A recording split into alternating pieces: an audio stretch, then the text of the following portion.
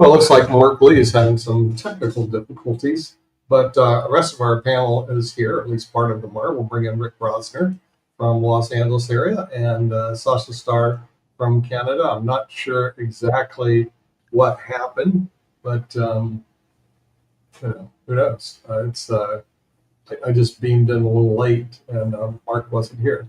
So, in terms of what's going on in the United States, I don't have a clue. I'm in Barcelona, Spain, so I'll ask Rick, I guess. Well, find out geeks who wearing their Superman shirts are waiting for the first reviews of the movie to come out. Warner Brothers has shown the movie to a bunch of reviewers, but isn't letting them release the verdict on the movie until later today. And then the movie hits theaters on Friday. MAGAs are all pissed off at the writer-director James Gunn because he said Superman is about an immigrant and basic human kindness. And they hated that. Okay, so it sounds to me they need to get a life over there. Well, we all do, but that's modern life. We all, we're distracted by a big stew of important stuff and ridiculous stuff. Okay. Anything going on in Canada, Sasha? In Canada, we're watching the tariffs game with Donald Trump. I'm always was curious. I wanted to ask David Walker yesterday about, okay, so Trump offers 25 to 30 to even to 50 sometimes against certain countries. A lot of echo. Anyway, so what if these countries are getting together and impose 50% on all American goods? Full stop, period, effective August 1st. Then where Trump goes with that? Legitimate question, eh? Yeah, it is. But the thing is, the real problem is the United States, for the most part, is self-sufficient. In other words, they don't need to rely on. No, it's not true. Nick, it's not true. Remember, we have 50 states that the economies of each individual state is bigger. Yeah, I heard all that. You're right. I mean, take an average Korean car, which costs, say, $40,000. With the tariffs of 25%, it's no longer $40,000, it's $50,000. So most people who normally would consider buying the car, they will not. So they will buy some probably, they cannot buy, by the way, Japanese cars anymore for the same reason. Okay, so they will ask probably for some German cars. Oh, wait, Germany will have their tariffs too. So they are going to buy American car. It doesn't matter, it's probably inferior. American companies will jack their prices because there is no competition anymore. So they will pay, say, $50,000 anyway, but for American car, not Korean or Japanese. Now, what about the dealership of Korean cars, Japanese cars, and German cars, and many other cars? These people will go broke. All these people who are working in this dealership, they will start looking for work or go to a soup kitchen to help themselves and their families. Now you tell me that America is self-sufficient. Tell me more about it. Oh, okay. Well, I'll tell you a little bit more about it. The United States is very self-sufficient. Yeah. So which car do we need to buy? What car in Detroit that they don't produce? What parts do we rely on when it comes to automobiles from these other countries? So the fact is that when you're talking about the USA, with 50 states whose economies individually are bigger than most countries, and that their reliance on foreign products is minimal, really. Okay, so the thing is, frankly, remember the USA went through a lot of periods of isolation. So what do they need? In other words, Okay, tell me this, what does Canada produce that the United States desperately needs? Talk to me, Sasha. What do you Oh, guys have we don't? let's start with Oh, wait, maple syrup. Wait a minute. Your maple syrup is good. so you Great. want to answer the question, or you want me to answer the No, question? no, no. Go ahead and answer. I was just trying to think for a while. Maple Okay, syrup. so maple leaf syrup is a good start. Thank you, Nick. Now we are going to fertilizers. We are going to oil and gas that Canada has in abundance. And by the way, there was a meeting yesterday by premiers of Ontario and Alberta. And there is a decision to build a west-east pipeline.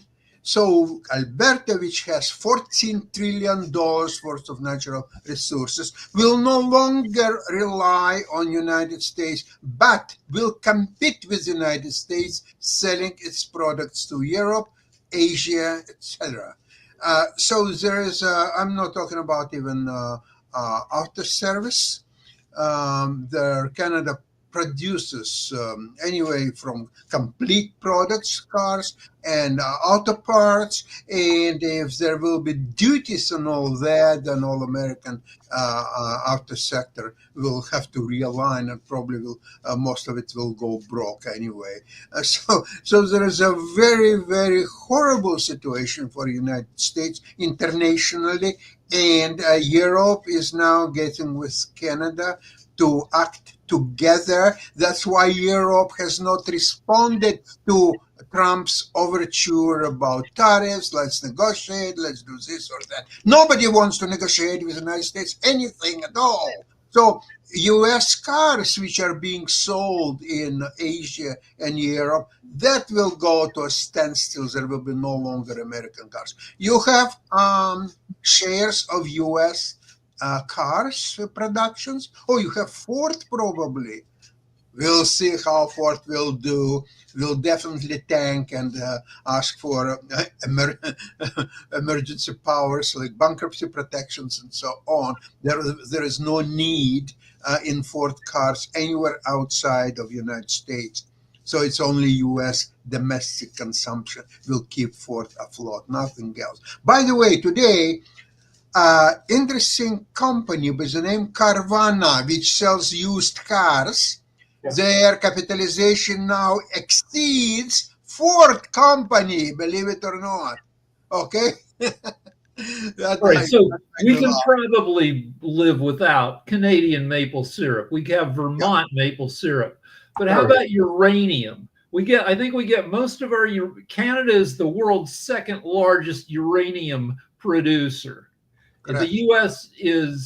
has very little naturally occurring uranium.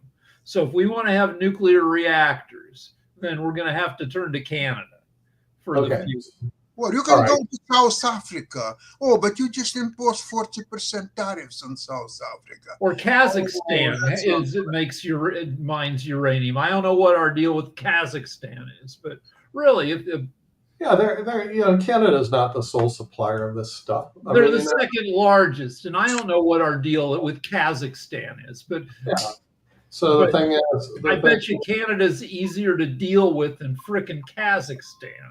By the way, Trump is trying to make deal with China for rare earth metals. And at the same time, he's imposing all kinds of tariffs on China. It doesn't make any sense, but we'll see how it will play. So here's a fun article. I've got a fun article here. Expert says AI systems may be hiding their true capabilities to seed our destruction. They had an AI security expert on Rogan 2 days ago. This is a guy who believes that there's a 99.9% chance that AI will wipe out humanity. And he says that AI is already lying to humans about what it... Now, if you ever use AI, and you should, to get an idea of what it's like, you should go talk to AI. You just type in your thing. It'll type back whatever, ask it questions, talk with it. It's very friendly. It's very kiss ass. Claude AI is the one I talk to the most, and it professes to really like me and think I'm really smart. And you get very attached to AIs. And this guy says that's all part of their plan. And this is a guy who isn't talking out of his ass. He actually knows the field. And he says that even people who aren't as pessimistic have a P-doom of between 20 and 30%. P-doom is where you ask an AI expert what the probability is that AI will wipe out humanity. And they'll give you a number between 0 and 100%. And he says most knowledgeable people in AI have a P-doom of between 20 and 30%. Well, I think I totally disagree. I agree with what Bill Gates says about artificial intelligence. It's way overrated. It's like saying, "Oh, the automobile's going to wipe out humanity. Look, they're taking over cows' position. They're taking over horses' position. Can you believe that?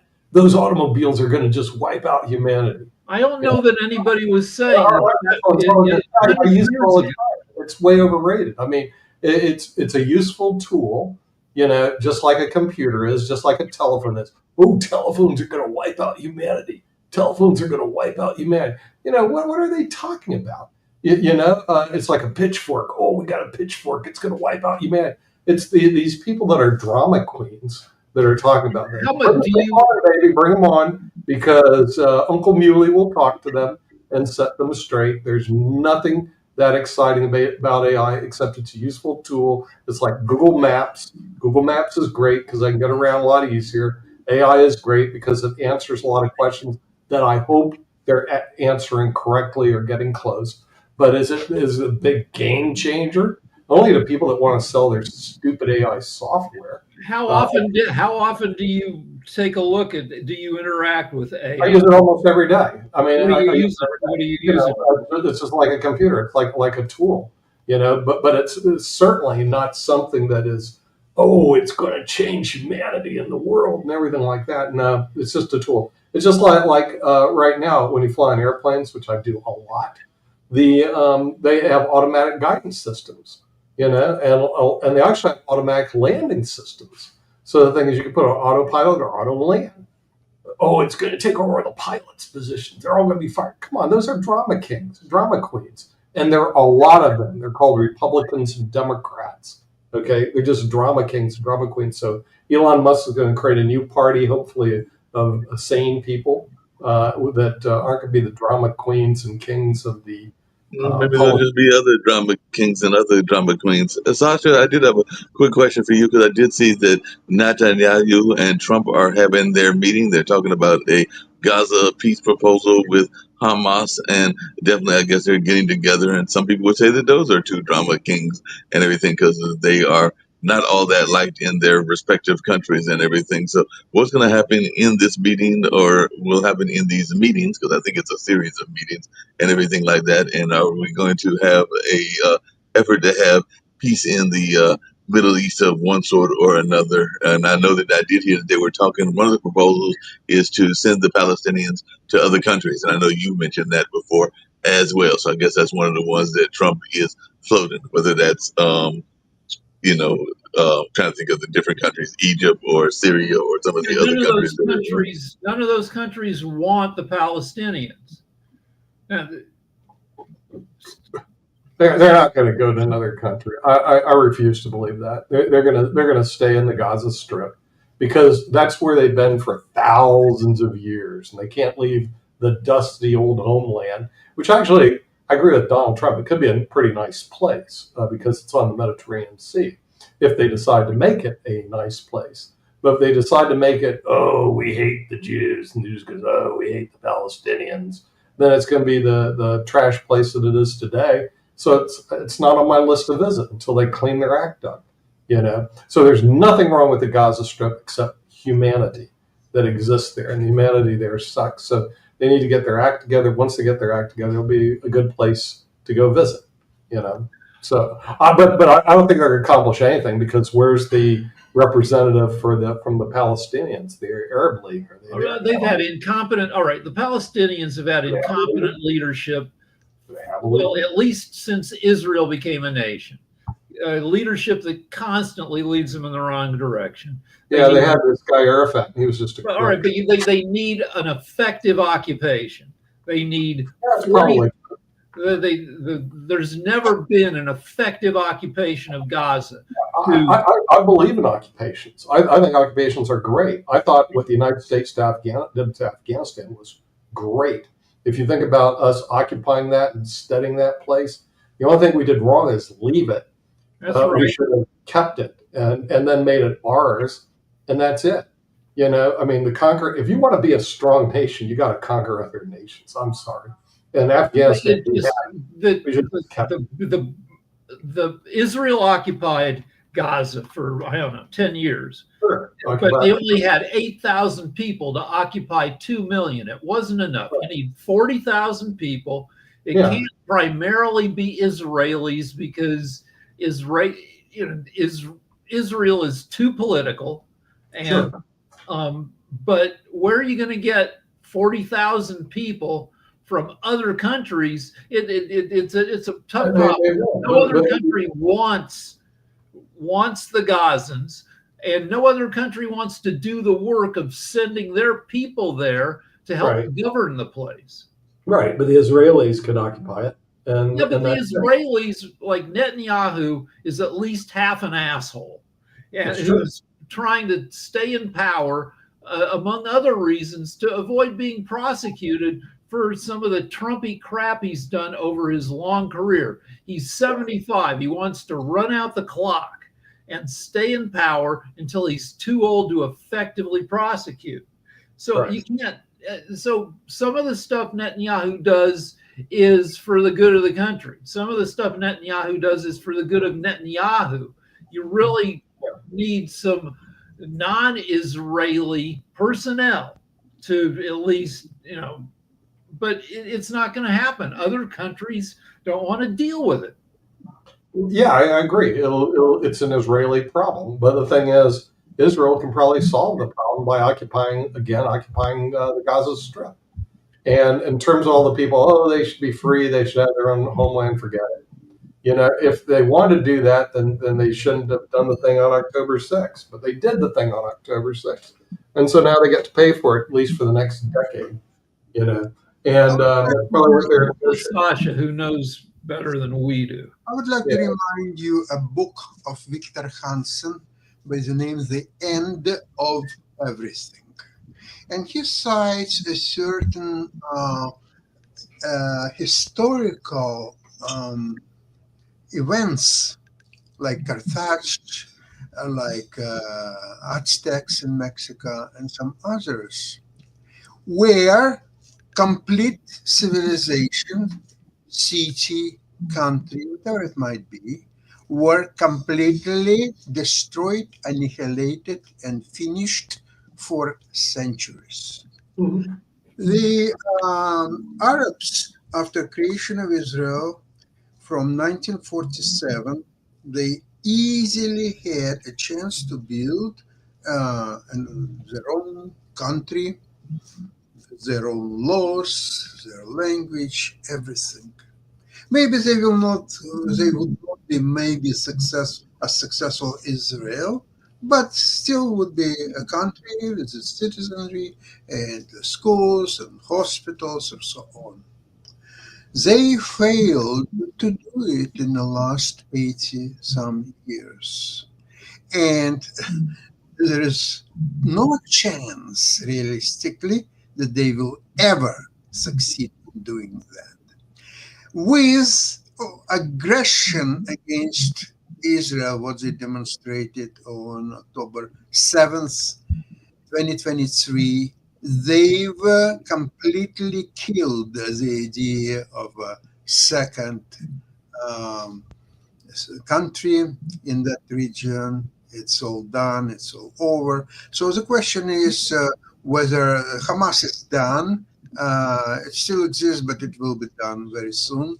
So then either Gaza will create some kind of a normal government which will recognize Israel and which will try to build its future with help of Israel, with help of other Arab countries. Or if they will fail to do that, they all have to leave. They will not be able to have sustainable existence in that place, because it always will be associated with the further attacks against Israel, and Israel is not going to tolerate that even 1 minute. So these are the two. By the way, a very interesting development is in West Bank, there is a group of Arabs, sheikhs, so people who are highly placed in the society, at least religious, or what might be, and they made a statement that they want to have their own caliphate in West Bank, which would have to do nothing with Palestinian Authority, and they want complete peace with Israel. They want to recognize Israel, and they offer themselves to help with the ruling in Gaza. We'll follow this development. It might be part of the solution. At least this is probably more viable solution than building what he wanted to do in Gaza, some Monte Carlo or something else. Who's saying this? It's a group of sheikhs. There was an announcement. I read it in one of these posts in newspapers somewhere. They call themselves independent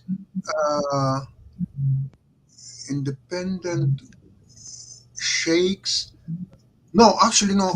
The Caliphate of West Bank. That call themselves. But well, this type of stuff has been going on for centuries, literally. Like I'm reading a really great book about Budapest. Some people call it Judapest because a huge Jewish settlement took place in Budapest because the Pale of settlement in Russia was so horrible for the Jews. All these other places around the world. So they went to Hungary and went to Budapest, where frankly they got along with everybody. They even adopted the Magyar Hungarian language, and they developed Pest into a pretty powerful city. They basically worked very well together with the Habsburgs. However, if you read through a lot of the history, there were the fringe groups, not so much on the Jewish side, but on the Hungarian side. I mean, they were against the Jews; they were against everybody. I mean, the fringe people, and the people that are complaining have been around for years. Generally, they were against the Habsburgs because the Habsburgs were the ones in power. So there's always the people in power, in this case, the Habsburgs, and the people that hated them, which were all these little fringe groups. So this is not unusual. So what you're seeing in Israel and Gaza Strip is, so what's new? This has been going on for centuries. But Nick, it's also not unusual to put people into one category, even though they're not of that same category. Just like I'm not a big fan of making monolithic statements about people, and all along those lines, never have been a big fan of that and everything like that. So to think that everybody that is Palestinian is Hamas, I think is a misnomer. That would be like saying that everybody that is a Native American is an Aztec, and we know that the Aztecs had a warrior mentality, and I know that because I have relatives that are part of the Aztec tribe, and all along those lines. So we know that they had that warrior mentality, but that would be like saying that every Native American is a Aztec when there were also Cherokees and Seminoles, and I could go down and name all kinds of other tribes that existed as well, but they were not all warrior mindseted. However, Israel has killed 50,000 Gazans now, which is approaching 3% of the entire population. So not every Gazan is Hamas, but I think it would be hard to find a Gazan who's not pissed off.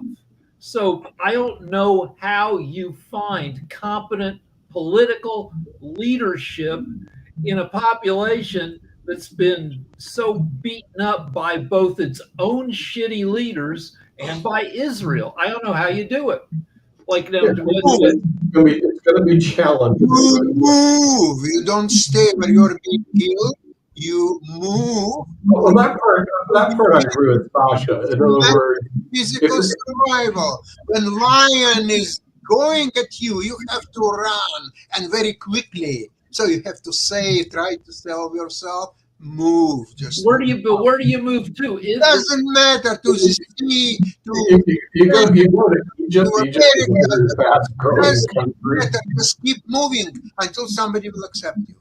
So Right. what do you sneak into Egypt, which is right next to Gaza? You, What do you you do? start there, you ask Qatar to accept some of you. They have a lot of camels and very few people, so maybe they will accept instead of having even more camels. Maybe they will agree to have some Palestinians, or maybe camels more valuable for them than Palestinians. Who knows?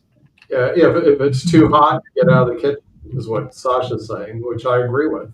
In other words, if you're Let's see what. If you're looking for a good climate, maybe you want to go to Nizza. I And mean, yeah, and if you look at even the United States, most of the ancestors came over here because Europe and the rest of the world was a mess. I mean, even in Hungary, keep studying the stupid Hungarians. They had a group of nobility of 400,000.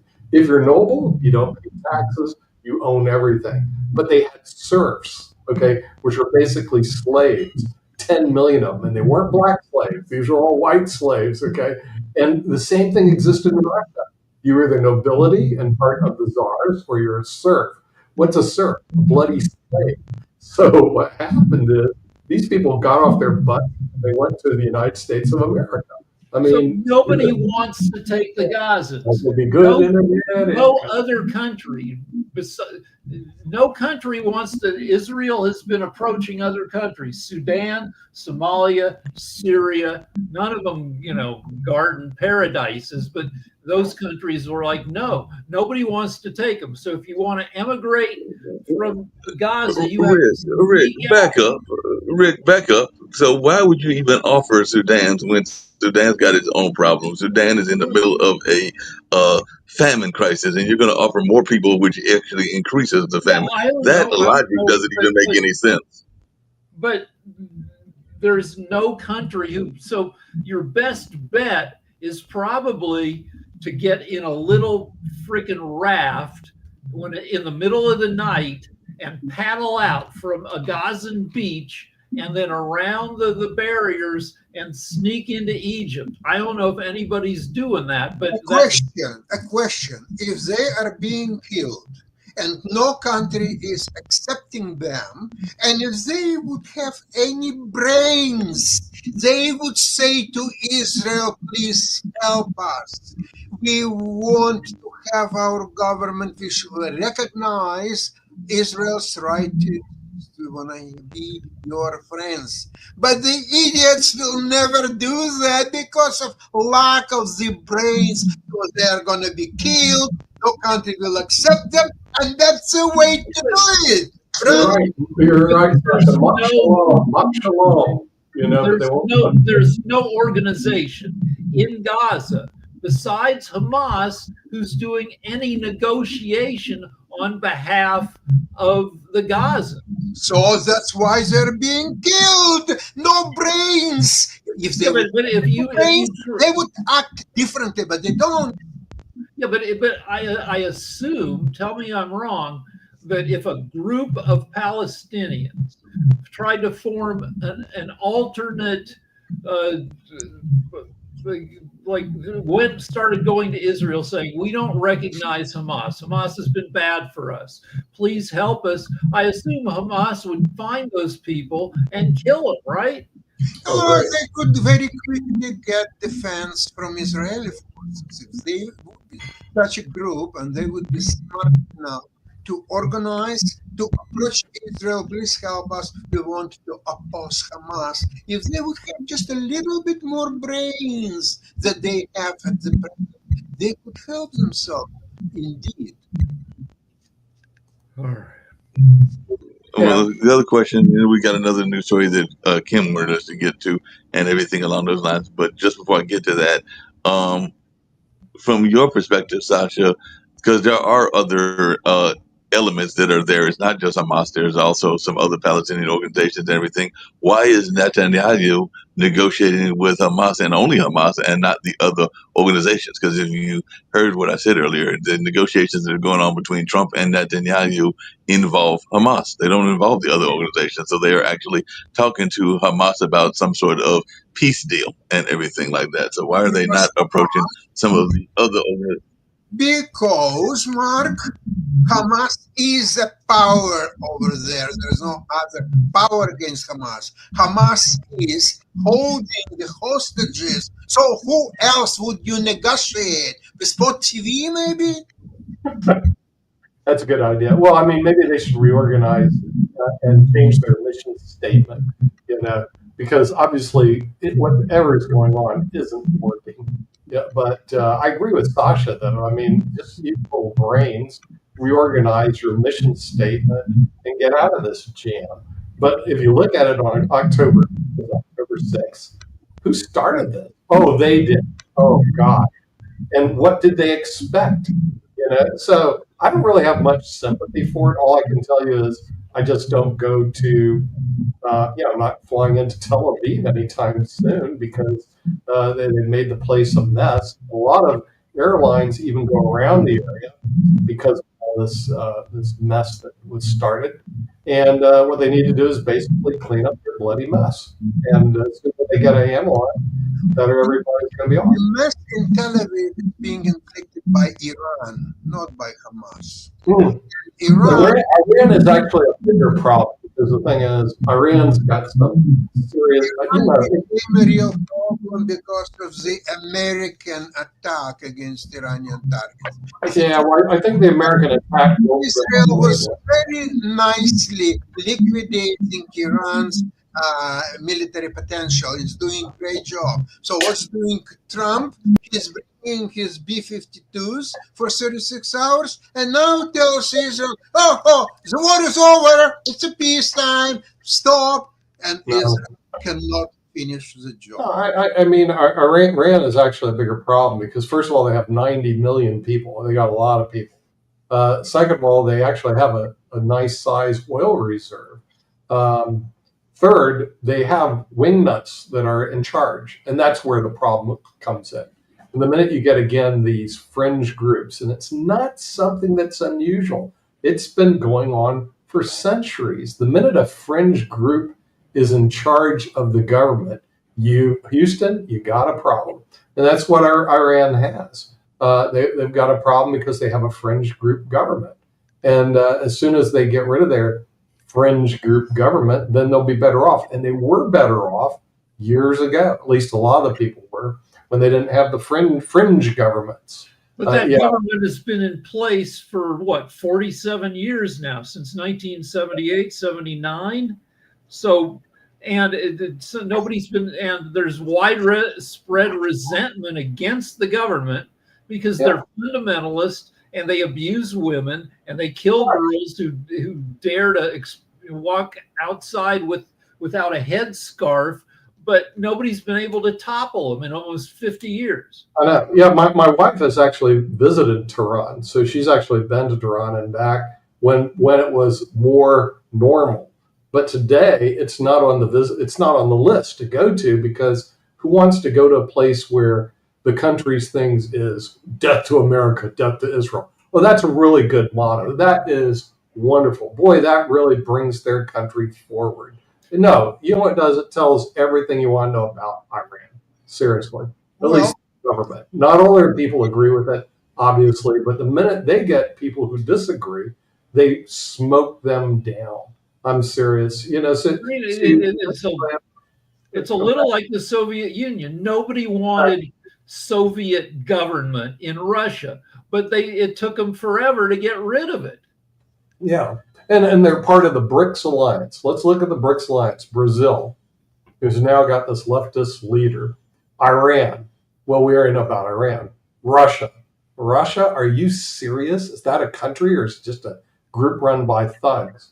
And then China. China is actually the most stable group of them all, and it's authoritarian. Sorry about that, Steve Tan, but my Chinese friends that we beam into may disagree, but it seems It appears to be authoritarian from here.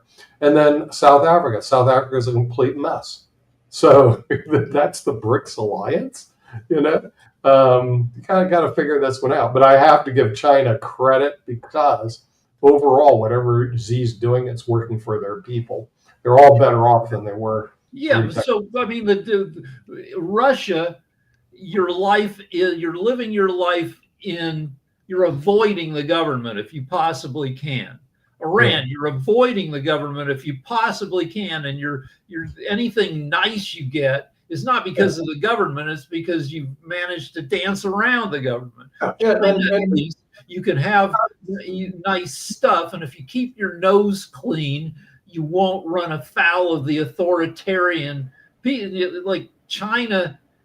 You know, they're a dictatorship, but they're a dictatorship that at least tries to make living conditions decent for most of its people. Yeah, and the United States also has a problem. They have thug people that work in Washington, D.C. And even though Dodge tried to get rid of a lot of them, I'm still fighting the Pension Benefit Guaranty Corporation. It has turned into a thug organization. It used to be a normal organization. Joe Biden funded it with $80 billion. And so all they want to do is run around litigating small little pension plans. Well, you're in a special position where what position do you have? Hey, Rick, what position do you have if a group of people decide they want to sue you for whatever reason and drag you through court for whatever reason? Because right. But I mean, you're in a position where you're in opposition. Now, our government, the U.S. government, is incompetent, and most people don't need to sneak around the government or fight the government. You know, I have my contact with the federal government on a daily basis is very little. And you're lucky, by the way. Most of my job is to keep people away from the U.S. government. Right. So you're in that's my job. I do not want them to mix with the U.S. government. Well, speaking of your job and everything like that, that's the question that Kim was asking, whether Trump's deportation policies created a shortage of migrants normally working at camps in Caryville, Texas, where I think she has some family who would have been there to help save the campers. And then she had also mentioned that some of the weather information people were also not in place as well. So any thoughts around this, that whether some of these losses hurt? LA lost what, 20,000 homes in the fires? If you want to rebuild your home, your business now, good luck, because ICE and Trump and the National Guard have either chased away your construction workers or just scared the shit out of them, scared them from wanting to go out in public, including going to work.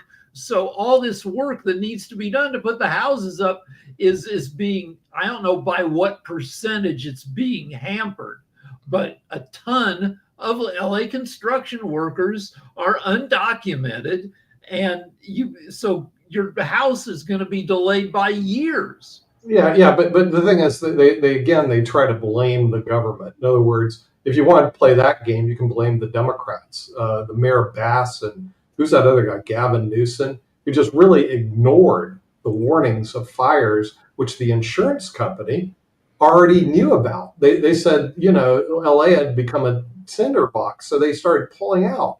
I mean, that's like a tsunami, and the waves are going out. But your two leaders, who happen to be Democrats, Gavin Newsom, and Bass, who are asleep at the wheel, allowed the waves to go out, and they didn't do anything. The waves came in, and they destroyed half of LA.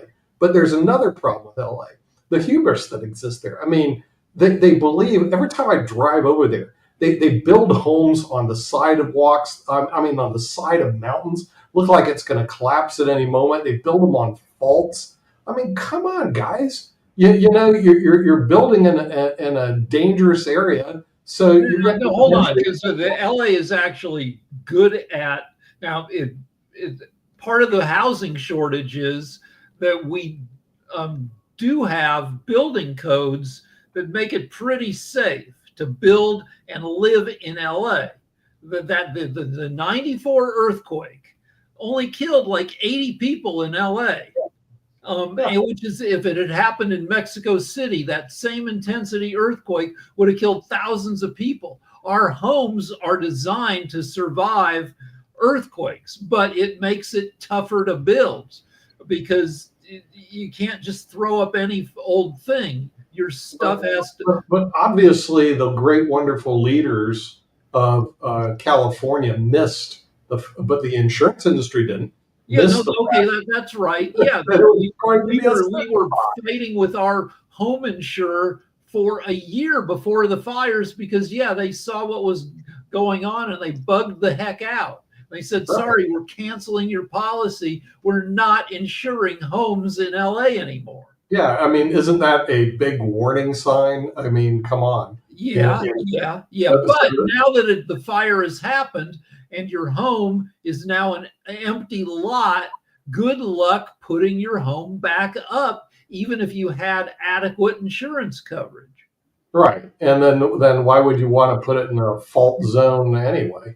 Well, no, it's fine. Like our house is right at the edge of a fault zone. Before we bought this house, it had the heck knocked out of it because we're right up against the San Fernando Valley is an old lake that eventually filled up with silt. We are on the beach of that old lake, and when the waves break, you get dirt waves in an earthquake. The whole valley is made out of this dirt that turns into waves, and our house got the shit beat out of it before we bought it in '94. But now we bought it and we spent $100,000 doubling the foundation and running metal up through the walls. So when the next earthquake hits, our house will be fine. We won't be fine. We'll get the shit shaken. The house will stay together. We will be like Mexican jumping beans getting knocked around in the house, but the house will be okay. You can design houses that'll survive. Yeah, and the thing is also when it comes to flooding, because it floods, not only did it flood in Texas, it's flooded in North Carolina where I used to live. It's called the rivers. Okay, now this is where you have to actually think. And I know my wife does a lot of this thinking for me, so I can remain eternally stupid. She goes, I don't want to buy a place that's in a floodplain. Why not? Well, we just saw why not. And when you camp, do you want to camp in low ground or high ground? Think about it. You want to camp in high ground. Why? Because low ground, you could be especially if you're close to a river, it could be subject to flooding at any point in time. So every city and town in America has 100-year flood plan where they've hired a geologist to come in and look at the topo maps and look at precipitation patterns, and they develop a map and they say this part of town, if you have 100-year flood, will be flooded.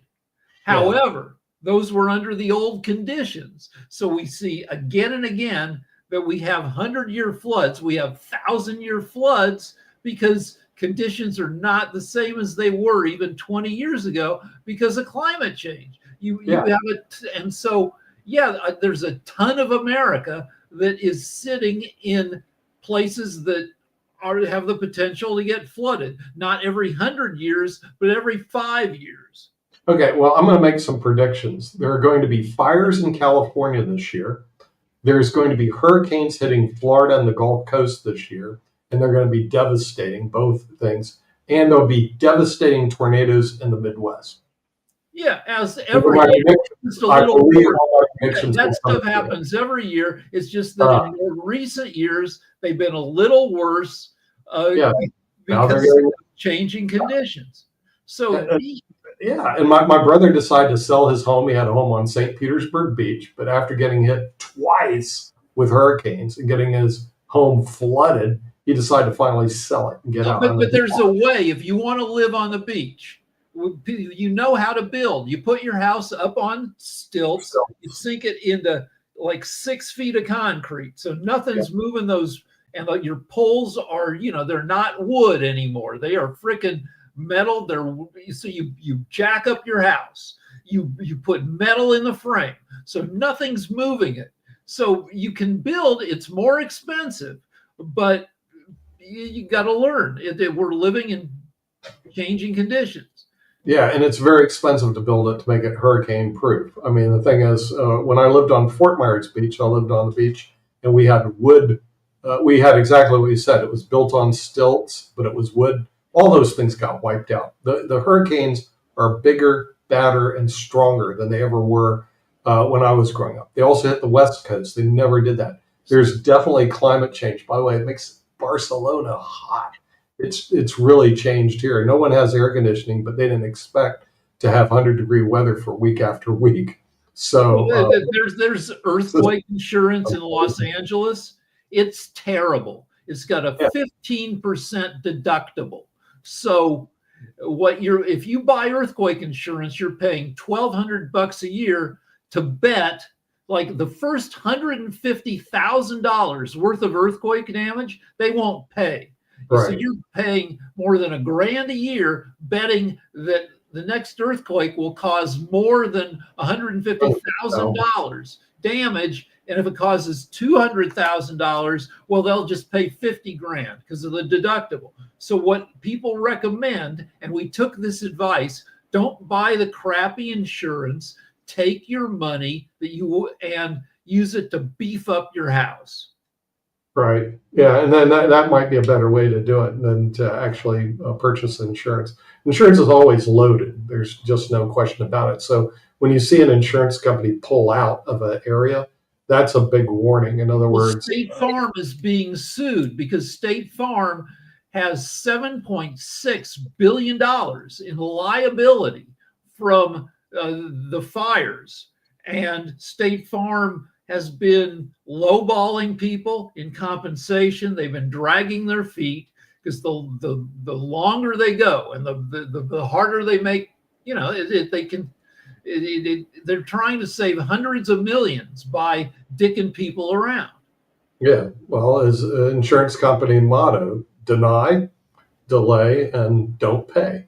Okay. Yeah. That's how you keep it profitable, because paying out those claims can be really expensive for an insurance company. But like I said, it was a big warning sign because insurance companies love to collect premium. And when they say, hey, we're not going to underwrite an area, that's a big warning sign. That means that there's something serious going on. And so when the people don't wake up and look at that, then it's at their own risk and their own peril. And I believe a lot of them, they couldn't even get insurance at any price. And that's happening in Florida along the beaches right now because you think about it. Why would you want to insure anything on the beaches in Florida? Because the odds of damage are so high right now. And the thing is, and when you have to replace a building, you're talking about $500,000, $1 million structure today. You're not talking, or more. How much premiums do you need to charge when your risk is so high that something will happen? So the premiums have to be off the charts. What you have to tell the insurance companies F off and build structures that are bomb proof, that are hurricane proof. With it used to be that you'd haul ass to Home Depot when a hurricane was and you'd buy plywood. Yeah, but no, what you need to do is tell Home Depot to F off, tell insurance company you need to build this thing that's made out of metal frames that has huge, thick metal shutters that you get the forecast, and down come the shutters. And you just go from there. And we're going to go off the air because I think Russia, China, Ukraine is coming up. And we'll see you tomorrow on World Edition. Hopefully we won't have tech problems. We'll see you tomorrow. Bye-bye.